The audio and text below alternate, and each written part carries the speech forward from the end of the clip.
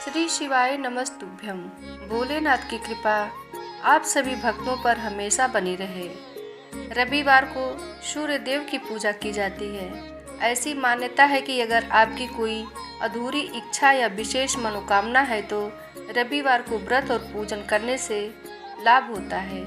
पंडितों के अनुसार सूर्य के अशुभ प्रभाव को कम करने के लिए रविवार का व्रत करना अत्यंत फलदायक है। इस व्रत को करने से आयु और सौभाग्य में वृद्धि होती है और सर्व कामना सिद्धि भी प्राप्त होती है। सूर्य की पूजा में सबसे पहले प्रातः काल स्नान आदि से निवृत्त हो स्वच्छ वस्त्र धारण करें। शांत चित्त होकर परमात्मा और सूर्य देव का स्मरण करें। एक ही समय भोजन करें। भोजन तथा फलाहार सूर्य के प्रकाश रहते करें।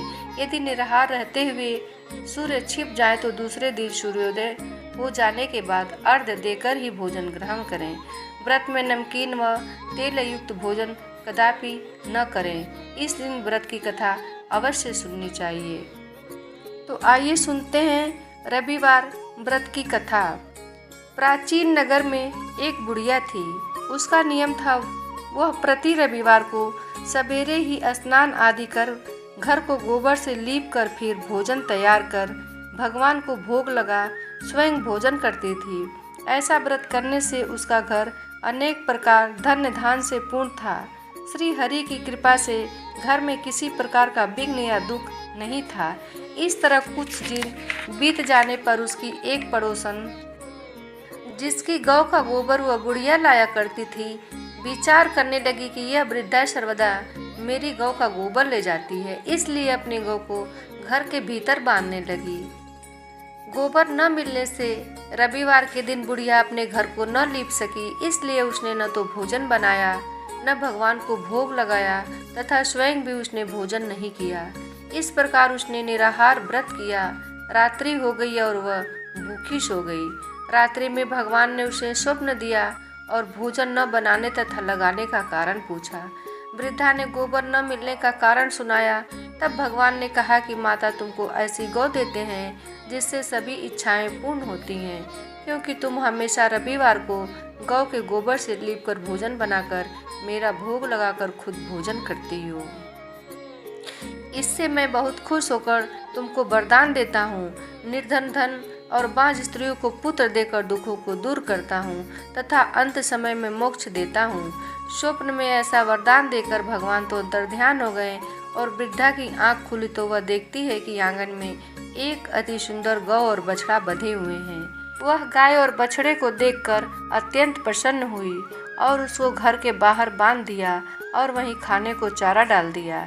जब उसकी पड़ोसन बुढ़िया के घर के बाहर एक अति सुंदर गौ और बछड़े को देखा तो द्वेष के कारण उसका हृदय जल उठा और उसने देखा कि गाय ने सोने का गोबर किया है तो वह उस गाय का गोबर ले गई और अपनी गाय का गोबर उसकी जगह पर रख गई। वह नित्य प्रति ऐसा ही करती रही और सीधी सादी बुढ़िया को इसकी खबर नहीं होने दी। तब सर्वव्यापी ईश्वर ने सोचा कि चालाक पड़ोसन के कर्म से बुढ़िया ठगी जा रही है, तो ईश्वर ने संध्या के समय अपनी माया से बड़े जोर की आंधी चला दी। बुढ़िया ने अंधेरी के भय से अपने गौ को भीतर बांध लिया।